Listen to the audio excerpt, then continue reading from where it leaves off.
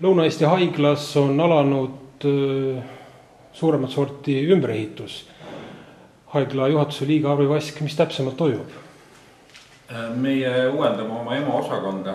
See on see põhiline osakond, kus siis enamus võrumaalastest, kellel haiglaabi on vaja, meie haiglasse sisenevad. Et tänaseks on need ruumid, mis me kasutame, on jäänud väikseks ja ebafunktsionaalseks.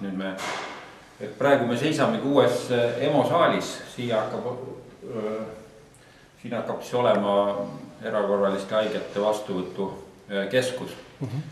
Ja siin need ruumid uuendatakse ja ka see sisustus saab uue, nii et kokku me investeerime siia 260 000 eurot sellesse esimese korrusse EMO ruumidesse.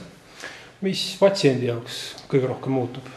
No patsiendi jaoks muutub kindlasti see, et ruumid muutuvad avaramaks, funktsionaalsemaks, saab ka privaatsust juurde, sest praegune EMO saal on väga kitsas, seal on voodid üksteise kõrval, et on olukorda, kus sa seal oled üksinda, aga tihtipeale on ka nii, et on 3-4 haiget koos.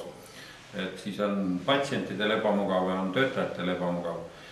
Siin saab olema ka selline õe vastuvõtu post eraldi, et ei pea nagu praegu pikas koridoris ootama seal ukse taga, vaid see patsientide ala muutub ka teistsuguseks. Saab olema siin ka televiisor, saab olema selline järjekorra automaat, et EMO töötajad teavad, et kes on ukse taha tulnud, et ei pea kindlasti siin ühe koha peal tooli peal istuma, võib ka natuke ringi liikuda. Et praegu nagu inimesed ootavad ukse taga ja siis on nagu ärevuses, et kas neid nähakse või ei nähta. Ühesõnaga me oleme tervikuna selle ala nagu läbi mõelnud ja planeerinud need. Et see peaks saama valmis siis kuskil novembrikuus ja kindlasti siis me anname teada ja kõigil huvilistel on siis võimalik tulla ka seda vaatama. Patsiendi jaoks jääb sissepääs ikkagi samaks nagu enne? Tähendab, uks jääb samaks, tuleb lihtsalt pöörata vasakule, täna nad pööravad kõik paremale, aga seal saavad loomulikult olema sildid ja juhised, nii et ei ole üldse vaja selle pärast muretseda.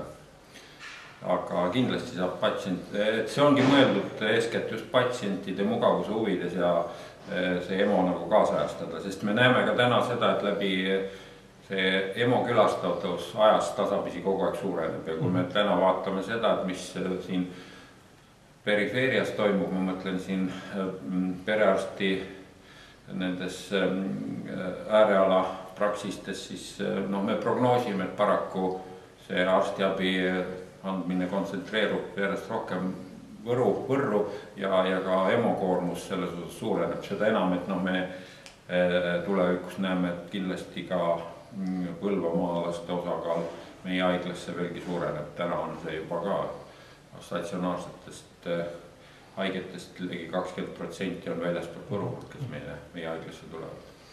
Millised investeeringuid lähitulevikus veel Lõuna-Eesti haiglal on plaanis?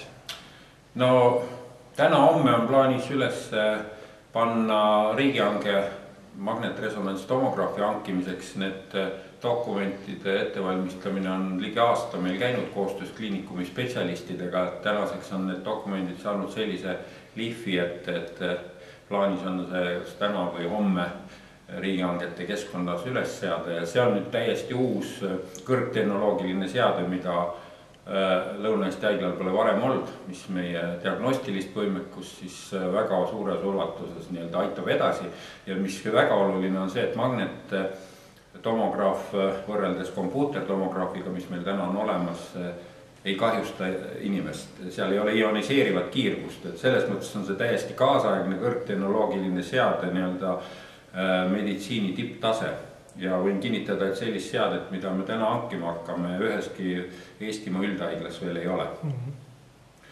Et lootus on, et see seade saab siis, kui hanked ja kõik hästi õnnestuvad, siis võiks kuskil aasta lõpus, uue aasta alguses olla töös.